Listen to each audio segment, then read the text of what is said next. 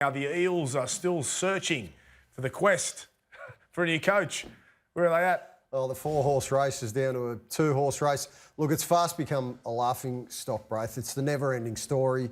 They're just, the wheels are spinning around. They're going around in circles. We just need to make a decision. Hoops, let's have a look at their quotes. And this was back when they let go of Brad Arthur, BA. Whether that is the job for an established coach, one that has had a track record of success, or a young emerging coach, we'll go through that entire process. We'll search high and low for the perfect selection right across the rugby league landscape here and overseas. So that's from the Eels CEO. But you don't believe they've done that, or what? Well, we've said we're going to go far and wide, high and low, all over the globe, all over the universe, and then we've landed on Jason Ryles and Josh Hannay, who everybody suggested were probably the most obvious candidates at the beginning of the entire process. You go to the good clubs, they don't sack an existing coach without having somebody better already prepared and ready to replace them. Out of the interview process, Braith, I've actually heard that Michael Checker, and I know we've discussed him at length, that it would be a left field and risky play. I've heard he was the most impressive of the first round of interviews. The fact that we've got to go, let's form a subcommittee, now let's have a round of interviews, now let's go back to the subcommittee, then we've got to have another round of interviews over the course of the next 4 or 5 days, and then hopefully finally we get a decision by July. I think it's a laughingstock. Just in terms of going far and wide, well, they have done that with Michael Checker.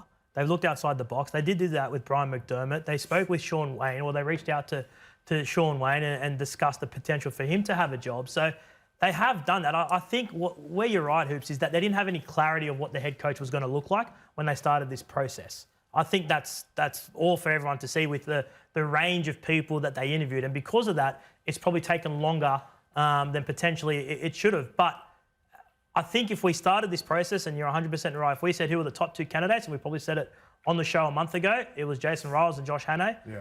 And, you know, they've looked around and that's where they've landed changed upon. A little bit at times, and then apparently Trent Barrett then was... I don't think Trent Barrett was ever in front. So he wasn't? I don't think Trent Barrett was ever the front runner for this job. Misreporting from someone, Well, I always... It was always these two. For mine, it was always Jason Ryles or Josh Hannay. I don't mind the process. Right, if they miss Wayne, so like, it was Wayne, right? That's the. And if you get embarrassed, if you miss your target, then do you know what you do?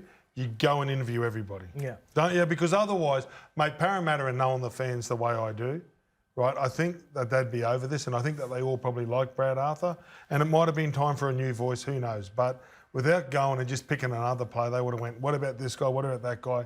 I reckon it's covering all the bases for them. Yeah, this is my beef with the process, Gordon, is that they were never a chance of getting Wayne. They had an opportunity to sign Wayne all the way back in November, and they were so dithering and slow and ineffective in terms of Or did their they reaction. show the faith in Brad and hope that Brad could turn it around? Yeah, they did. But, you know, alternatively, what they could have done, Mick, they could have gone, you know what, we've given Brad 11 seasons.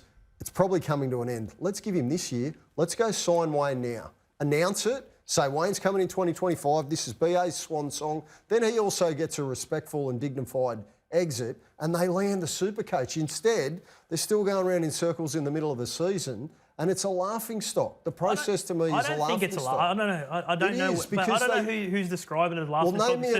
Name me a good club, Mick, who has sacked a coach without somebody better to replace them. Well, I think there'd be lots of clubs that have sacked coaches without Name me a good club. Well, a good club, the good clubs don't really sack coaches lately, do they? When Penrith went and got Ivan Cleary, they just went and got the deal done. Yeah, that was when a long time ago. When the Roosters went and got Trent Robinson, they just went and got the deal done. If you look at the recent clubs that have sacked coaches, the Dragons didn't have anyone lined up. They thought they had Jason Ryles, landed on Shane Flanagan. It happens, Hoops. No one automatically... They went for Wayne Bennett. They didn't get Wayne Bennett. They realised Brad Arthur's time was gone, and now they're going through a process. I don't think it's that big of a deal. All right, we've got Hannay and Ryles. It seems to be a 2-horse race, like we've mentioned. Who do we go? Just quickly, who do you pick and why from all 3? Let's go. My opinion is Jason Ryles, but I'm hearing Hannay is in front, so take that however you like. I think it's really going to come down to the interview. I think it's that close, Braith. We hear that Peter Bedell says that Billy Slater is going to provide a reference for Josh Hannay. He was pretty close to Jason Ryles at Melbourne as well, so I find that an interesting development. But I think I'm sure Ryles has got Trent Robinson, Craig Bellamy, and Craig Fitzgibbon and like Rolsey has a list full of course. Yeah, Jones. absolutely. Of course I he think would. they both have. I think they've done a fair apprenticeship, right? Yeah. If they're going down this path, I think it's 6 in one, half a dozen in the other. Yeah, I'm with Gordy. I can't split them either. Yeah, it's a tough one. All right, what about Leichhardt? Have you got some? I know you're very passionate about Leichhardt. You're a Tigers member. You probably watched the other night with Rudy.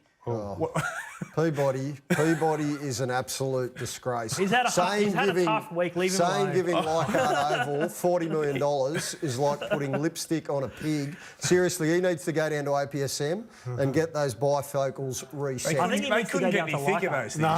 He needs to get. Can you take he'd be him to a legally game? blind if If he Can can you take take the him to money, a he game could and burn sit him down on the the That is the stadium. problem, actually. That's why what needs to happen. That's why he doesn't like Leichhardt, because he's legally blind without the shades, and he must have taken them off when he was there. But on a serious note, Shane Richardson went to the board earlier this week. He's presented a proposal where the West Tigers next year would play 4 games at Combank Stadium, 4 games at Campbelltown, and 3 games at Leichhardt.